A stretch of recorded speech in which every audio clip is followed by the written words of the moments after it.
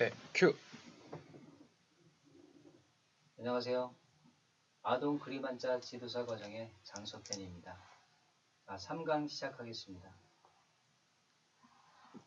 자, 화면에 처음 보시는 그림이 바로 이렇게 무언가를 물건을 대고 이렇게 당당하게 받쳐 있는 겁니다. 자, 이렇게 무거운 것을 대고서 힘을 받치고 있으려니까 굉장히 힘이 들어가겠죠. 그래서 장정정 성할정이라는 글자가 되는 것입니다. 자, 장정이라는 거는 이렇게 단단하게 힘을 들고 서 있는 걸 얘기를 하고요. 자, 성하게 서 있는 걸 얘기를 합니다. 자, 뭔가를 이렇게 연결하고 세워놓고 올려놓기에 당당하게 서 있다는 뜻을 가지게 되는 것입니다. 자, 숨어는 자입니다. 자, 그림에서 보시는 것처럼 이렇게 요 안에 사람이 숨어 있고요. 자, 밖에 이렇게 적군의 병사가 있습니다. 자, 이렇게 봐도 이렇게 보이지가 않죠. 그래서 요 안에 숨어 있다는 뜻입니다. 안쪽에 무언가를 숨긴다는 뜻으로 숨을 은이라는 글자가 된 것입니다. 그칠지입니다. 그치다라는 얘기는 걷지 않고 그쳐 있다는 얘기거든요. 자, 이렇게 그림에서 보시는 것처럼 이렇게 땅에 디디고 있는 발을 얘기를 하고요. 자, 여기는 바로 발에서 나와 있는 복숭아뼈를 얘기를 합니다. 자, 이렇게 땅에 디디고 있기 때문에 이 발은 걷지 않고 이 땅에 디디고 그쳐 있다는 뜻이 되는 거죠. 자, 그래서 그쳐 있다는 뜻입니다.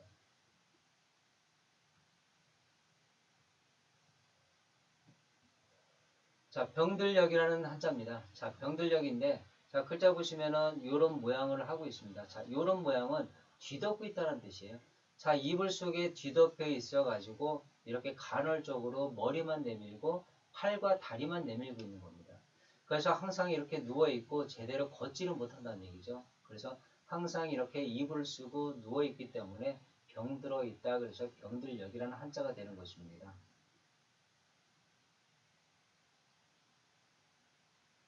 자, 긴장입니다. 자, 옛날에는 이렇게 머리가 짧은 아이에서 머리가 긴 어른으로 될 때까지 머리카락을 자르지를 못했습니다. 그래서 머리카락을 항상 기르고 다녔는데요. 그래서 머리카락이 긴 사람은 어른이라는 뜻이 되는 거죠. 그래서 어른, 길다 이런 의미를 갖게 됩니다. 자, 모양 다시 한번 살펴보시면요. 자, 이렇게 길어지는 것이죠. 자, 처음에서 하나에서 시작해서 이렇게 점점 길어지는 것인데 이렇게 된다라는 뜻입니다. 이 글자 지난번에 다 설명드렸었어요. 자, 뭐가 되다 이렇게 돼 있는 부분, 자, 이렇게 하나로 돼서 둘로 되는 거죠. 서로 달라지는 부분이죠. 그래서 되다라는 부분으로 이런 글자가 밑에서 이 모양이 바로 변형으로 쓰였다고 지난번에도 한번 말씀드렸습니다.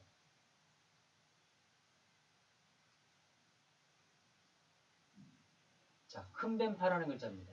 자, 큰 뱀파라는 글자는 뱀사라는 글자에서 왔죠. 자, 뱀사라는 글자 이렇게 생겼습니다. 뱀이 이렇게 또아리를 들고 있는 모양인데, 자, 그 앞에 이렇게 입구자를 하나를 더 갖다 붙여놨죠.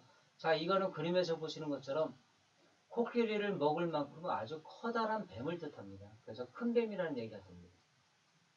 자, 그런데 여기 보시면 땅 이름이라는 뜻으로 쓰이거든요. 자, 이것 먼저 한번 잠깐 보실게요. 자, 고르비라는 글자입니다. 자, 고을이란 말에 이 큰 뱀파가 들어가 있는 이유는요. 자, 이렇게 마을을 이루고 살다 보면은 이렇게 똘똘 마른 상태에서 사람들이 모여서 살게 되죠. 이렇게 모여서 살게 됩니다. 한 군데 중심으로요. 그런데 이렇게 모여 산 사람들이 많아지는 거죠. 그래서 일반적으로 사는 마을보다는 훨씬 더 큰 고을을 얘기를 합니다. 그래서 이렇게 많은 사람들이 하나의 땅덩어리 안에서 같이 살 때 이거를 바로 고을이라고 얘기를 하죠. 그래서 고을이라는 글자에 큰 뱀파라는 글자가 쓰였습니다. 자, 역시 고을이라는 글자 큰 뱀파는 이렇게 뜻보다는 모양으로 이렇게 글자를 만들어지게 된 것입니다. 나무목입니다. 자, 땅속에 뿌리를 받고 있는 나무를 뜻하는데요. 자, 밑에 있는 세 개는 바로 나무의 뿌리를 뜻합니다. 자, 이것은 땅을 얘기를 하고요. 자, 이것은 땅의 줄기와 뿌리를 얘기를 합니다. 자, 뿌리가 세 개나 이렇게 깊숙하고 튼튼하게 박혀 있고요. 자, 땅 위로 올라오는 줄기는 하나입니다. 이게 바로 나무예요. 풀 같은 경우에 줄기는 여러 개가 올라올 수도 있지만은 나무는 어떻습니까? 자, 줄기가 딱 하나만 올라오죠. 자, 뿌리는 이렇게 여러 개 내릴 수 있고요. 그래서 나무 목자가 바로 이런 모양을 취하게 되는 것입니다. 자, 차조출, 삽주뿌리 출이라고 얘기를 하는데요. 자, 지금 그림은 곡시에 저 차조를 얘기를 하는데 일단 삽주뿌리를 한번 볼게요. 뿌리가 고로 굳게 자란다고 얘기를 하는데 삽주뿌리 혹시 보셨는지 모르시고 이거 다시 할게요. 네.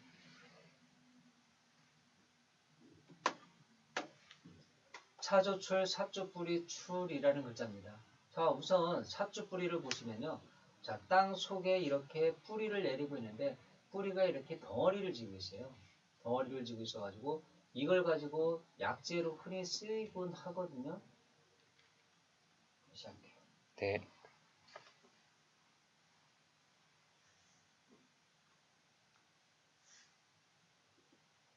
차조출, 삽주뿌리라는 뜻으로 쓰이는 한자입니다.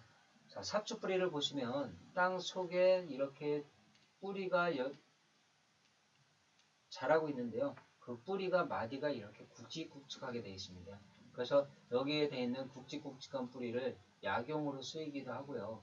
자, 그래서 차조라는 말은 어떤 뜻으로 쓰이냐면, 자, 이렇게 뿌리가 여러 개로 되어 있는데 굵직굵직하고 쓸모가 있는 것으로 쓰입니다.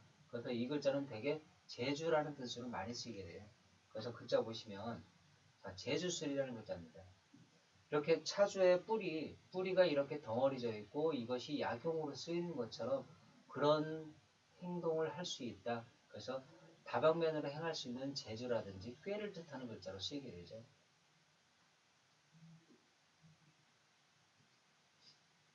털모라는 글자입니다. 자, 털모라는 글자도 보시면은 뜯어보시면 이렇게 되어 있는 글자와 두이자와 수모는 자가 합쳐져 있습니다. 자, 털이라는 것은 이렇게 숨겨져 있어요. 몸 안에 숨겨져 있다가 밖으로 이렇게 나오게 되죠. 근데 털의 뿌리는 각각 다릅니다. 그래서 두이자로 표현을 한 거예요. 서로 나눠져 있다는 뜻이에요. 하지만 이 털은 아래서 위로 이렇게 자랄 수 있는 겁니다. 계속 자라고 있는 거예요. 그게 바로 털이죠. 자, 동물의 털도 마찬가지로 깎아주지 않으면 계속 자랍니다. 자, 다시 한번 정리하면 숨겨져 있는 곳에서 이렇게 털이 나오는데 계속 자라는 것입니다. 이게 바로 털모라는 글자가 된 것입니다.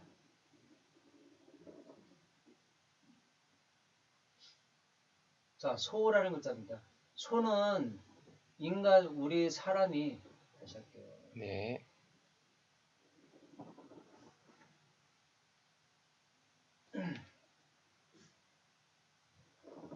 소라는 글자입니다. 자, 소라는 글자는, 소라는 것은 우리 사람이 키우고 있는 가축 중에서 가장 큰 가축을 얘기를 하죠. 그래서 이렇게 두이자를 썼다는 의미는 서로 나눠서 쓴다는 얘기거든요. 사람이라면 나눠서 쓸 수는 없는데 가축인 경우에는 나눠서 뼈는 뼈대로 고기는 고기대로 쓸 수 있다는 얘기를 뜻하고요. 그 다음에 자라는 가장 큰 가축을 뜻하는 의미에서 이렇게 아래서 위로 자란다는 뜻을 그림을 그린 것입니다.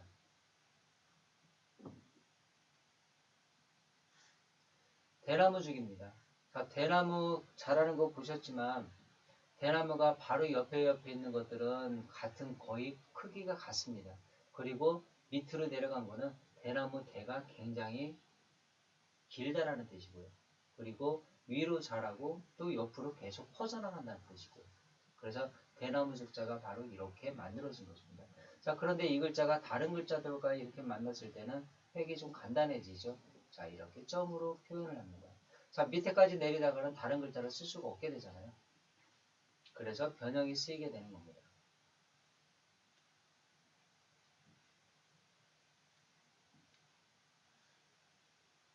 쌀미자입니다. 자, 쌀미자 보시면은, 자, 모양 그대로 하나만 볼게요.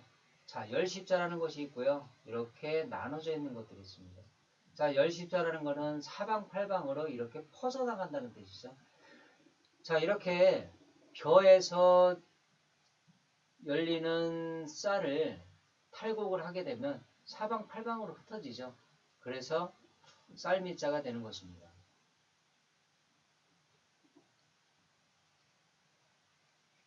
양양자입니다. 자, 양양자 모양을 이렇게 그려놨는데요. 자, 소보다는 훨씬 더 많은 용도로 사용이 되죠. 자, 양 같은 경우에는 고기로도 사용이 되고, 그 다음에 양털 같은 경우에는 옷으로도 해 있고, 이불로도 해 있고요. 그 다음에 양 젖으로는 우유를 마시게 됩니다. 그래서 아주 많은 용도로 쓰게 되는 그런 동물이에요. 그런 동물이고, 이렇게 뿔이 나 있습니다. 그래서 모양을 양양자를 이런 모양으로 취하게 되는 것입니다. 그리고 한 가지, 양양자가 들어가 있는 자는 굉장히 좋은 의미로 많이 쓰입니다. 자, 양은 항상 우리들에게 많은 것을 주지 않습니까? 그래서 늘 좋은 의미로 쓰이고, 그 다음에 순하기 때문에 또 선량한 백성을 뜻하는 한자로 많이 쓰이게 되는 거죠. 자, 기두자입니다. 깃은 새 날개를 얘기를 하고요. 날개가 이렇게 두 개가 되어 있습니다. 그래서 새 날개를 뜻합니다.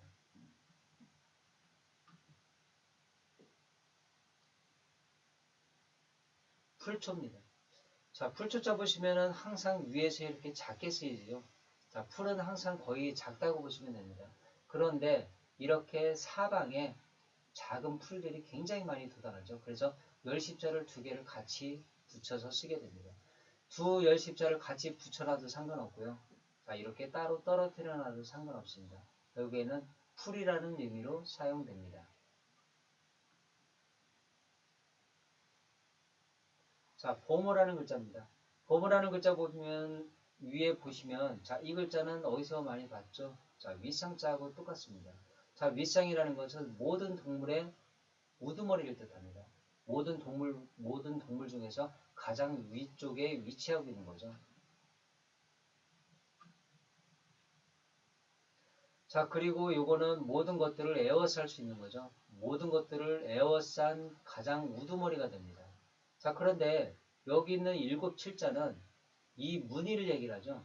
자, 무늬를 얘기를 하는데 왜 일곱 칠자를 썼냐면은, 자, 일곱 칠자 한번 잠깐 볼게요. 자, 숨어른이라는 글자에서 나왔습니다. 자, 여기 숨어 있어요. 숨어 있는데 누군가가 여기를 베어버렸어요. 자, 적군이 여기서 여기를 베어버리는 순간 이 사람 운명은 곧 죽음이겠죠. 절박한 상태가 됩니다. 그래서 딱 끊어지는 상태예요. 숨어져 있는 때는 살고 있는 때고, 그 다음에 이게 끊어지는 순간 이 사람은 죽게 되는 순간이 되는 거예요. 그래서 절박한 순간이 돼요. 자, 호랑이 무늬를 보시면 이렇게 흑색의 무늬와 갈색 무늬, 흑색 무늬, 갈색 무늬가 딱 이렇게 정확하게 떨어져 있어요. 그래서 일곱 질자를 바로 무늬 대신 쓰게 되는 거예요. 그리고 이거는 사람 인자, 걷는 사람이라는 글자지만 이만큼 혼자 막 돌아다녀도 되는 임금의 왕을 얘기를 합니다. 그래서 임금의 왕이 아니라 이 부분 다시 할게요. 네. 자, 동물의 왕을 얘기를 합니다. 그래서 범호라는 글자가 됐습니다. 자, 벌레충입니다. 자, 그림에서 보시는 것처럼 벌레의 위를 바로 이렇게 네모로만 만들어놨죠. 자, 이거는 어떤 의미냐면은 이렇게 밭전자 있는 것처럼 자, 이 글자는 생각할 사입니다. 생각할 사인데 이것은 바로 사람의 머리를 뜻하게 되는 거고요. 자, 여러 가지를 생각하기 때문에 열십자가 들어가 있는데요. 자, 이것은 극이 없습니다. 극이 없고 비어있는 꼭 구멍 같습니다. 하나의 그냥 덩어리 같죠. 자, 벌레라는 것은 생각할 수가 없는 덩어리예요. 머리가 있긴 있지만은 생각하지 못하는 이렇게 꼬리만 달려있는 그런 벌레를 뜻합니다. 그래서 이것은 원래는 벌레회라는 음으로 쓰이지만은 편의상 벌레충이라는 음으로 같은 음을 충이라고 제가 표시를 해놓은 겁니다. 그러니까 원래 음은 회입니다. 그 벌레 충자 한 번만 다시 할게요. 너무 앞부분을 빨리 말하셔가지고. 그래요? 네, 여기 충자부터 한번 다시 할게요. 네. 자, 다음은 벌레충입니다. 자, 벌레라는 것은 생각할 수가 없죠. 그래서 생각하지 못하기 때문에 입구자 하나로 덩어리로 표시를 해놓은 겁니다. 자, 머리만 있고 이렇게 몸통과 꼬리 부분만 있습니다. 그래서 생각할 수 없는 아주 하등동물인 벌레를 뜻합니다. 자, 그런데 여기 보시면 원래 이 단독 글자로 쓰일 때는요. 자, 벌레충이 아니고 벌레회라고 합니다. 하지만 편의상 이렇게 세 개의 글자가 합쳐졌을 때 쓰이는 음으로 편의상 벌레충이라고 이렇게 표현을 하기로 했습니다.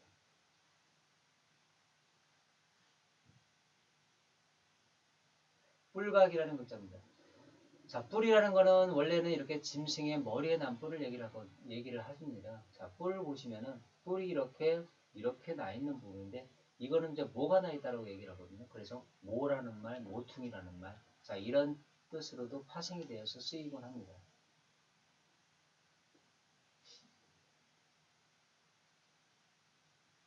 자, 돼지 시자입니다. 벌레도 마찬가지지만은 돼지 시자의 머리도 이렇게 한일자로 표현을 해놨죠. 한일자로 표현을 하고 다리가 4개가 이렇게 있습니다. 그리고 꼬리가 이렇게 있고요. 자, 돼지라는 가축은 이렇게 머리를 한일자로 표시하는 이유가 자, 오로지 먹는 것만 생각하다 보니까 이렇게 한일자로 표시하지 않았나 그런 생각이 듭니다. 그래서 돼지시라는 글자가 됐습니다. 닭류라는 글자입니다. 자, 일단 닭이라는 녀석은 다시 할게요. 네. 다음에 한자는 닭류라는 글자입니다. 닭류라는 글자 보시기 전에 자, 이 글자 먼저 한번 잠깐 보시겠습니다. 자, 선역서입니다.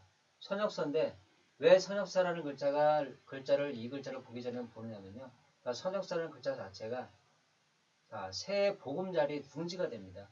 새가 둥지에 다리를 틀고 보금자리로 돌아왔을 때가 해가 서쪽으로 질 때거든요.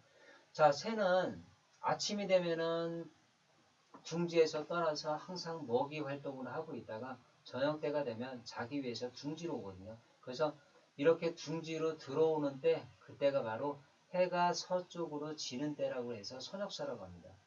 자, 그 글자에서 이 글자도 똑같이 따온 겁니다. 자, 닭이라는 거는 원래 새라고 하기도 그렇고 아니라고 하기도 그렇죠. 그죠? 자, 그런데 이 닭도 자기가 새인 것처럼 이렇게 약간은 높은 곳에 이렇게 앉기를 좋아한답니다. 그래서 이거를 뭐라고 하냐면요. 자, 회라고 해요. 자, 이렇게 밑에 이렇게 바닥에 있으면 바닥 위에다가 나무를 이렇게 대놓죠. 이걸 회라고 하는데 주로 이곳에 닭들이 앉아있고 합니다. 그래서 바로 둥지는 둥지인데 집은 집인데 이렇게 회에 다리를 걸쳐놓고 있는 모습이에요. 그래서 닭이란 뜻이 되는 겁니다. 자, 그런데 여기 보시면 닭이란 뜻 말고요. 거의 술이란 뜻으로 많이 쓰이게 되죠. 자, 그림으로 보시면 이게 술 항아리라고 보시면 됩니다. 술 항아리가 여기가 입구가 있고요. 주둥아리가 있고 자, 술이 이만큼 들어있고요. 자, 위에 이렇게 뚜껑을 덮어놓게 됩니다. 뚜껑을 덮어놨는데 바로 이 모양이 술 단지 모양처럼 생겨서 술류라는 글자로 쓰이게 됩니다. 그래서 일반적으로 다른 글자하고 합자로 쓰일 때는 술이라는 의미로 가장 많이 쓰이게 되죠. 자, 가죽혁입니다. 자, 가죽혁자 보시면은 동물의 껍질인데 동물의 껍질을 벗겨냈을 때 모습이에요. 자, 이렇게 일관되게 돼 있다는 얘기는 한 번에 벗겨낸다는 얘기예요. 자, 머리통에서 몸통 그리고 밑에 있는 다리까지 해서 한 번에 쭉 벗겨냅니다. 자, 벗겨낸 것을 바로 가죽이라고 얘기하죠. 근데 보시면 고치다라는 의미가 있어요. 자, 이 고치다라는 의미는 어떻게 해서 생긴 거냐면 자, 동물의 가죽을 벗겨냈습니다. 동물의 가죽을 벗겨서 이것을 무드질을 해서 가죽으로 만들어서 옷으로 해 입을 때까지 그때까지는 바로 나뭇잎이나 이런 걸 가지고 옷을 해 입었는데요. 이때부터는 이제 동물의 가죽으로 옷을 해 입게 되는 겁니다. 그래서 정말로 이 동물의 가죽이 동물의 몸에 있을 때는 아무 하찮은 가죽에 불과했는데 동물의 가죽을 벗겨내고 발라냈을 때는 그때는 정말로 옷으로서 정말로 다시 할게요. 네.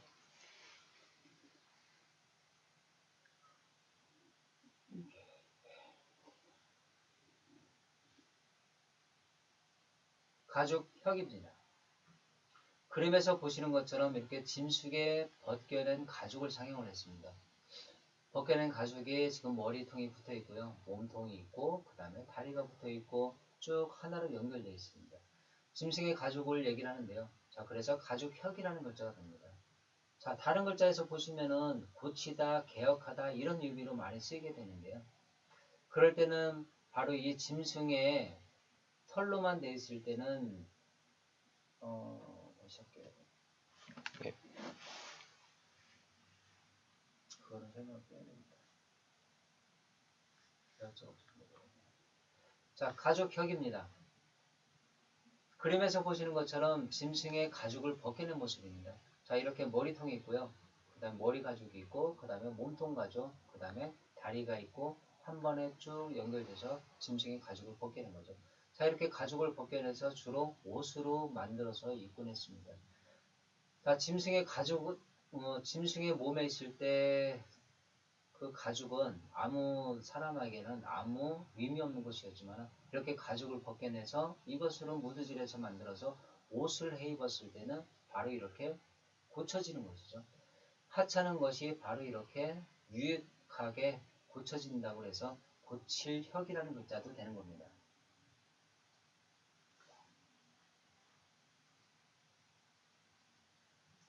자, 말씀 원자입니다.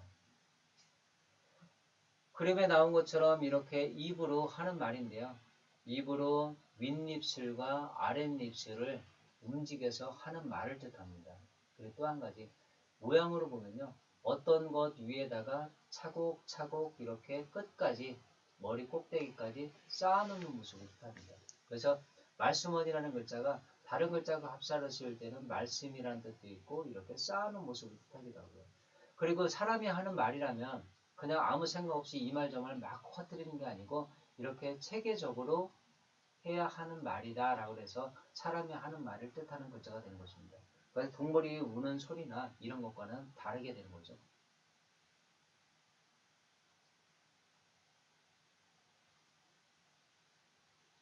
자, 머리 두자입니다. 머리두라는 글자는 어떤 것보다 위에 위치했다는 얘기죠. 그래서 우두머리 높다라는 뜻을 갖게 됩니다. 걷는 사람이라고 저희들은 배우지만은 그래도 이렇게 사람의 이거 다시 할게요. 네. 걷는 사람인입니다. 자, 이렇게 걸어가는 모습을 얘기를 하는데요. 혼자 걸어갈 수 있고 혼자 돌아다닐 수 있기 때문에 어느 정도 커다란 사람을 얘기, 어느 정도 성장한 사람을 얘기를 하는 것입니다. 또자입니다. 그림에서 보시는 것처럼 오른손을 뜻합니다. 오른손을 이렇게 펼쳐 있는 모습이고 그 다음에 손목과 팔로 연결되어 있는 모습인데요. 바로 이 모습을 가지고 또라는 글자를 만들었는데 자, 오른손은 특히 사용을 많이 하는 손이다 보니까 또라는 뜻이 된 겁니다. 그래서 또라는 글자로 오른손의 모양을 본따서 만들게 된 것입니다. 입구입니다. 자, 입구라는 것은 벌린 입의 모양을 뜻하기도 하고요. 자, 그림에서 보시는 것처럼 아주 많은 물건들을 뜻합니다. 그래서 입의 모양이든지 물건이든지 또한 구멍을 뜻하기도 하죠.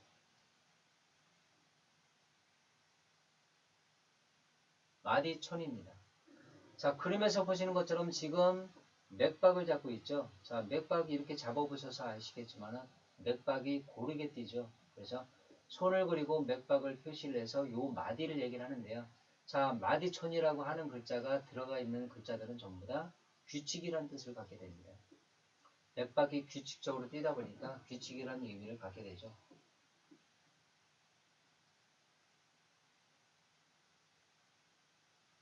몸기입니다. 자, 몸기자는 나를 뜻하는 글자가 되는데요. 바로 여기 그림에서 보시는 것처럼 내 것을 뜻합니다. 사실은 자기 물건에다가 옛날에 글을 쓸 수 없을 때 여기다가 끈으로 매달아 가지고 자기 것을 표시를 하곤 했습니다. 그래서 자기 거다, 자기 몸이다 라는 뜻이 되는 거죠. 또 한 가지는 이렇게 몸이 이렇게 기울어지는, 구부러져 있는 거죠. 자, 다른 사람 앞에서 자기는, 나 자신은 이렇게 몸을 구부리듯이 겸손하게 행동해야 된다는 뜻에서 몸기라는 글자를 바로 이런 글자로 만들어주게 된 것입니다. 자, 저희는 돼지머리 개라고 배우지만 자, 엄밀히 따지면 이 돼지머리 개라는 글자는 거의 지금 남아있지 않고요. 이런 글자로 손이라는 글자로 뜻을 많이 쓰게 됩니다. 자, 모양으로 보면은 여기에 획을 집어넣어서 이렇게 손의 모양을 옆에서 잡는 손의 모양을 뜻하게 됩니다. 자, 털옥삼자입니다. 자, 이렇게 털이 자라는 것을 얘기를 하고요. 또 하나는 빛이 나는 부분을 얘기를 합니다. 그래서 뭔가를 그릴 때 이렇게 그리는 획을 얘기를 하고요. 그래서 털옥삼자라고 합니다. 마음심입니다. 사람의 심장을 본뜬 글자인데요. 자, 사람의 심장을 본뜨고 심장 안에 마음이 있다라고 생각합니다. 그래서 마음심이라고 얘기를 하고요. 자, 마음심이라는 글자 자세히 보면은 자, 이렇게 숨을 은이라는 글자가 있죠. 자, 이렇게 마음속에 두 가지를 숨겨놓고 밖으로는 하나만 내보입니다. 자, 두 개를 숨겨놨는데 마음속에는 여러 가지 마음을 품을 수 있어요. 하지만 행동은 이렇게 한 가지만 행동을 하게 된다는 뜻입니다. 그래서 마음심이라는 글자가 있고요. 자, 이렇게 심장은 인체에서 중간에 위치하기 때문에 다른 글자하고 합자를 쓸 때 중심이라는 의미로 흔하게 사용되기도 합니다.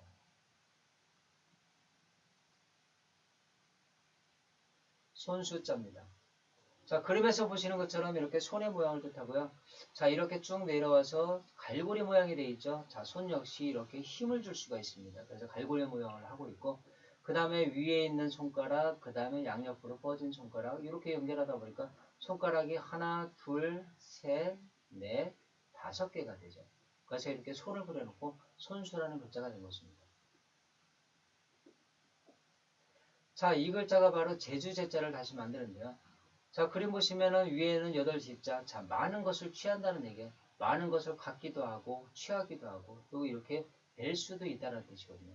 자, 많은 것을 이렇게 10개의 손가락, 많은 것, 이것을 뵐 수 있고, 들 수 있는 것, 그게 바로 재주라는 뜻이 되는 거예요. 손이 가지고 있는 재주를 뜻하죠.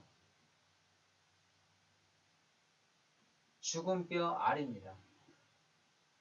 자, 이 글자 보시기 전에 이 글자 먼저 볼게요. 자, 달월자 먼저 한번 설명드릴게요. 달월자라는 거는, 달이라는 거는 원래 모양이 변하잖아요. 모양이 변해서 점점 이렇게 꽉 찬 달에서 모양이 이렇게 초승달로 변합니다. 그래서 아주 작은 달로 변하죠.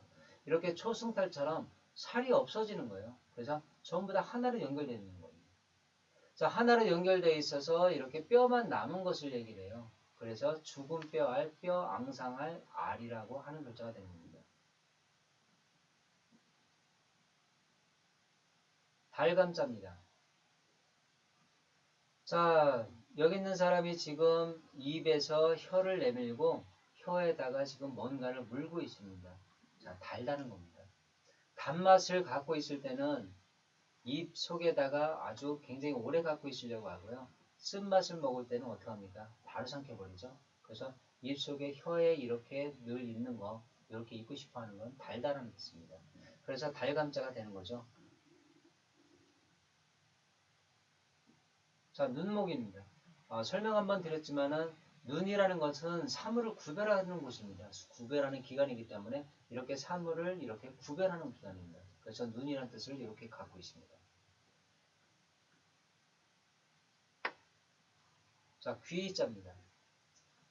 자, 귀 모양 보시면은 귀도 마찬가지예요. 소리를 듣고 구별할 수가 있죠. 그래서 눈목자가 일단은 들어갑니다. 눈목자가 들어가는데 이렇게 옆으로 획을 내리고 또 획을 연장한 이유는 자, 귀의 구멍은 요거밖에 없고요. 자, 눈의 구멍은 요게 있고 요 전체로 사물을 구별하지 않습니까? 근데 귓구멍은 요거밖에 없는데 나머지는 귓바퀴를 얘기하는 거예요. 귓바퀴가 이렇게 연장이 된 것을 바로 이런 모양으로 취하게 되는 거예요. 그래서 눈목이라는 글자와 이렇게 구별하게 되는 거죠. 자, 그런데 여기 보시면 말 그치다, 뭐뭐 할 뿐이다 라는 의미로 쓰이기도 하는데요.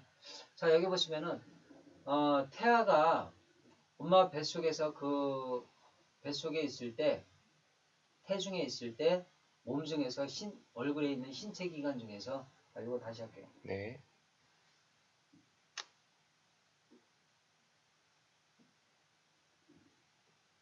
귀자입니다.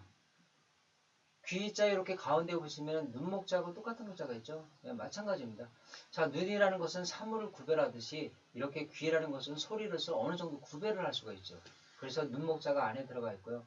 그 다음에 이렇게 구멍이 귓구멍은 적고 그 다음에 귓바퀴가 되게 크잖아요. 그래서 귓바퀴를 이렇게 모양으로 연장을 시켜놓은 겁니다.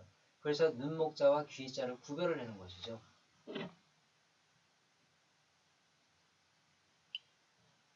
자, 스스로 잡니다.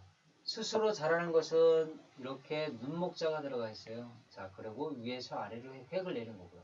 자, 눈목자는 구별되다라는 뜻이고요. 구별하다는 뜻이고요. 자, 이것은 위에서 아래로 내려왔다는 의미인데 자, 태어날 때부터 이렇게 구별이 된다는 얘기예요. 스스로가 다 구별이 된다는 얘기죠.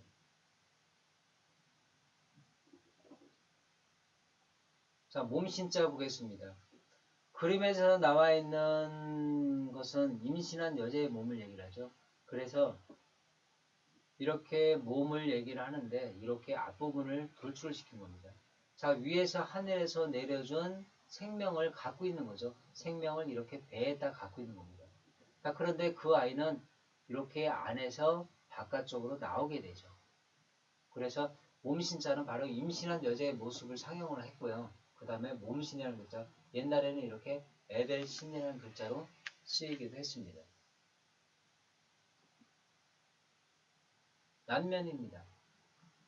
난면자 안에도 역시 눈목자가 들어가 있습니다. 눈목이라는 것은 아까도 말씀드렸지만 구별하다는 의미죠. 자, 구별을 하는데 이렇게 생긴 둥그런 얼굴에서 머리에서부터 이렇게 생긴 얼굴, 이 안에 있는 것들이 전부 다 구별이 된다는 얘기예요. 자, 얼굴을 보면은 모든 사람이 다르죠. 모든 사람이 다르기 때문에 모든 이렇게 생긴 얼굴이라고 하더라도 안에를 보면은 전부 다 구별이 된다는 뜻입니다. 그게 바로 얼굴 낯이라는 뜻이 되는 거죠. 자, 머리열입니다. 역시 눈목자가 들어있어서 다른 사람들과 구별이 되는 얼굴을 뜻합니다. 자, 머리에서부터 쭉 이어져 오고요. 자, 밑으로 몸통과 연결되어 있는 목을 얘기합니다. 그래서 진짜 사람의 신체 기관 중에서 머리를 뜻하는 글자가 되죠. 그래서 머리, 혈이라는 글자가 된 것입니다. 자, 아까도 머리고 지금도 머리예요. 자, 아까 머리 혈자는 이 머리 혈자 같은 경우에는 바로 사람의 신체인 머리를 뜻하고요. 이 머리는 바로 우두머리를 뜻하는 글자가 되죠. 자, 모든 것 중에서 이렇게 하나로 구별되어 있는 것 중에서요. 구별되어 있는 것 중에서 위로 돋아오르는 거죠. 위로 돋아오르는 우두머리를 뜻합니다. 그래서 머리수라는 뜻도 있지만 주로 우두머리라는 뜻으로 쓰이게 됩니다. 자, 여기까지 3강 마치겠습니다.